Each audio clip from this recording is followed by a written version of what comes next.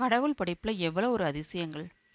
எங்கள் வீட்டு கீழே பார்த்தீங்கன்னா கிரவுண்ட் ஃப்ளோரில் ஒரு ஆன்ட்டி இருக்கிறாங்க. அவங்க வந்து வெளியில் நிறைய செடிலாம் வச்சுருப்பாங்க. அதில் ஒரு பைனாப்பிள் செடி தெரிஞ்சிச்சுங்க சின்னதாக. இது வந்து ஆர்டிஃபிஷியலாக இருக்குமோ இல்லை நேச்சுரலாக தான் இருக்குதா அப்படின்னு கிட்ட போய் பார்க்கலான்னு பார்த்தா உண்மையாலுமே நேச்சுரலாக தான் இருந்தது.